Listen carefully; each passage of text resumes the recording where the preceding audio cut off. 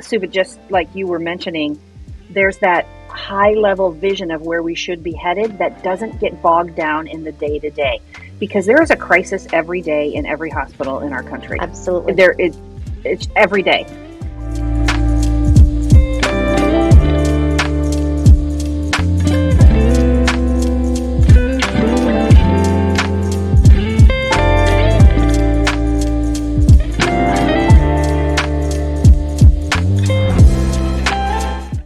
When people say communication in healthcare, I think, scheduling, which is a nightmare, or like finding out about your billing, also a nightmare. What are other aspects of insurance? Like, I had a provider organization that billed me for a different provider, and it's been a nightmare trying to get that corrected. Yeah. But what do you mean? Both of you said like there are things missing. I think as healthcare has begun to transition outside the four walls of the hospital, I think one of the biggest gaps we're seeing and feeling right now is how do we connect people outside the four walls into what's going on inside the hospital, and back to their providers, and and then layer in the virtual aspect of it as well. Like, there are people that are getting care through virtual nursing, that the nurse is in Colorado. And they're in, New York. So how do we connect those virtual pieces back into what's happening day to day? There's virtual nursing taking place in hospitals as well. When I think about communication, to your question, Janae, it's almost like we think about it as the different groups, right? There's patients and their caregivers or family. There's the operations or the business side of healthcare, like you talked about, billing and insurance and scheduling. There's the providers, and we have communication needs between these different groups, but also within them. So when I hear communication, the first thing I'm normally thinking about is messaging. Like, how are we provider to provider communicating with each other, both within the same team, also between teams, within the same discipline and between disciplines. Super complicated, right? All of that. But then there's also the type of communication. I think that we conflate communication and collaboration a lot, because one of the ways we collaborate is we communicate with each other. But a lot of collaboration is, I just need to know, I need to be on the same page with you about what the current state is. And the current default in medicine is, okay, let me send a message and find out. Then I have to wait for another message to come back to me. And that message might be like, oh, well, I'm still checking and let's see. So then I have to do another message. So I think another piece of communication is really almost like status updates, or a way of saying what's the current state for a specific situation, so that we can collaborate on that together without having to message back and forth about it. That's a piece of communication that I think is really missing. It goes back to the push, right? It goes back to send me the information that I need. Be smart enough, have some AI included that I get the message that I need when I need it. And Janae, you mentioned scheduling, and scheduling of providers, nurses is key in job satisfaction. I was thinking back to when I was a staff nurse and I would get a call every day I was off. Every day. Kelly, can you come into work? We're shorthanded. And I would feel compelled to do that. And because I was very Pollyanna-ish. That's not even a word. I just made that up. And I wanted to make sure that the team that I worked with wasn't short, and that oh my gosh, were there patients coming in that were going to be in the hallway or left sitting outside? Schedule is so important in all of this. We are doing some work with Stanford University right now. I don't know if you're aware of this, and it really focuses on provider scheduling.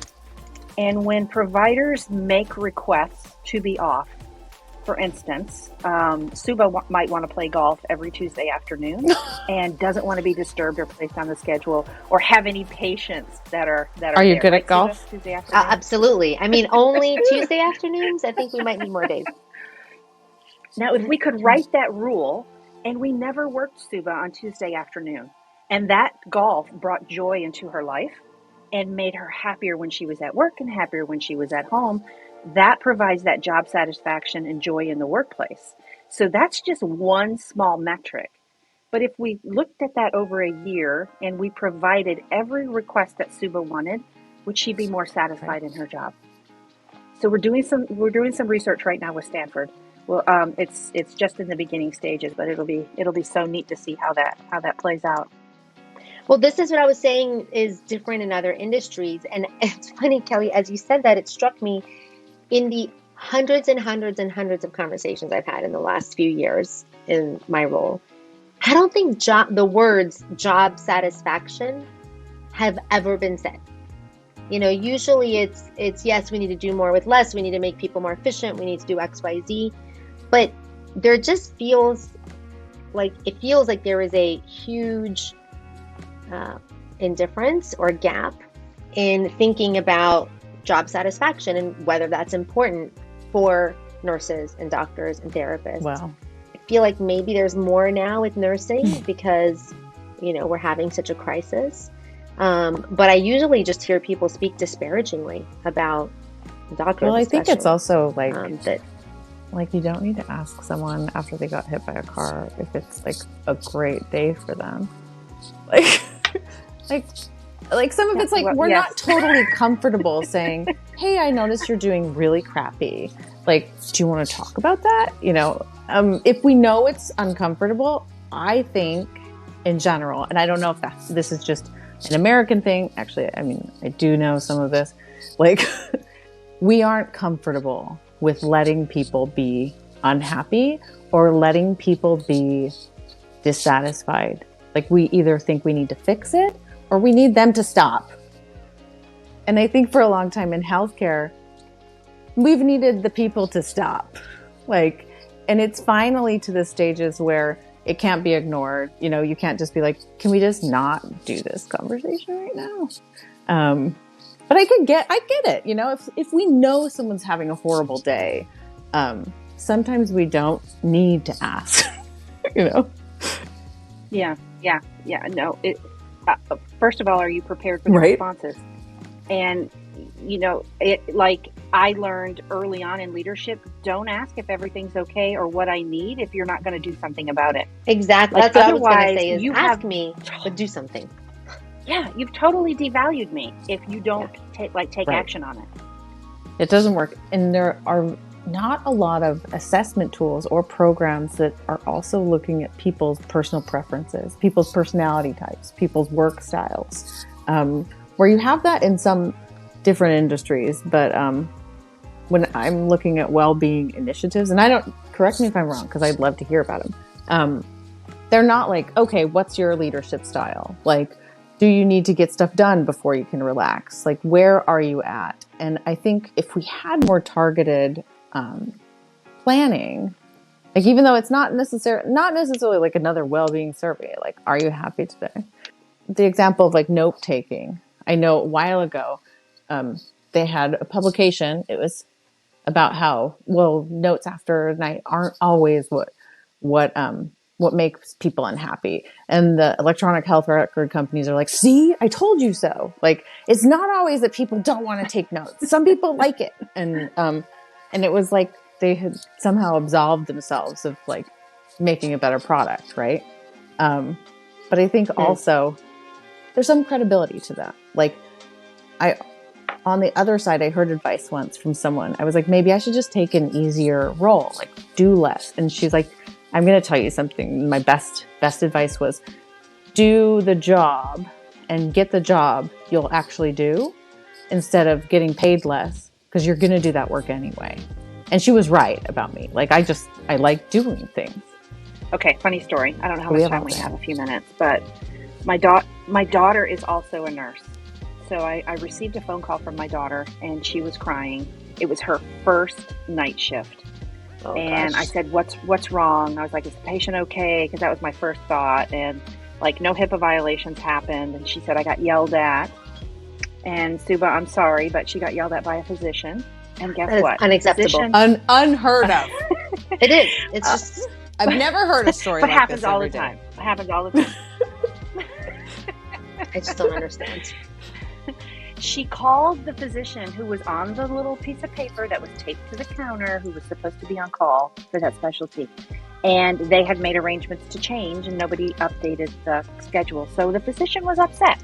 It was 3 a.m. I understand why that happened.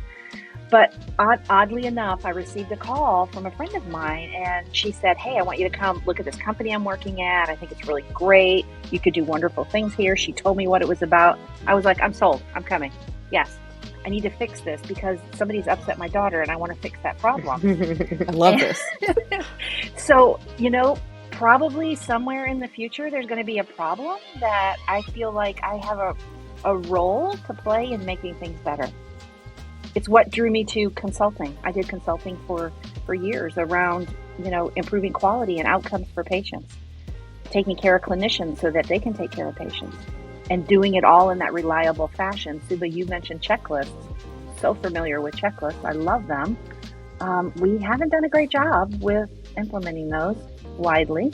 Your organization sounds like they have, but there's so much opportunity out there to make healthcare better for everyone. Yes. I love that you said that, Kelly. I mentioned I did a STEM career fair at my kids' school this week.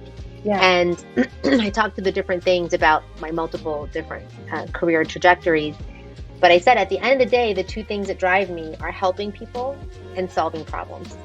And which is very much what you just said, but you can help people and solve problems in so many different ways. And the key is being able to do it in a way that every day you're getting to do the things you love. Right? Whether it's working with technology and talking to people and science and experiments and all, there's so many things you can do, right? Or, what each of us is doing in different ways. But absolutely. Yeah, that's what it comes down to. I've talked to a lot of people. I know. See, that's why I think this space is exciting for me. Because I told my sister once, I was like, look, I just need people who are geeks, also smart, also that I can sort of dink around on Facebook and social media and not get in trouble and somehow make money from that. So I built a career over that, either helping people understand technology, talk about healthcare issues, but also challenge healthcare and say, look, if you really think mental health is real, then the reaction to a suicide loss should be a lot like the reaction to a cancer death. And let me tell you, when people tell you they're struggling, it is not the same. And you can show that in finances, you can show that in dollars. It is humbling. And also, since John died, people would come tell me these stories, and it was so overwhelming. What should we do? And so I also started the nonprofit, to support myself, to support the training people need and to give some of the hope that I had. Nothing existed like this when John died. And when the school didn't respond. Nobody really knew what to say.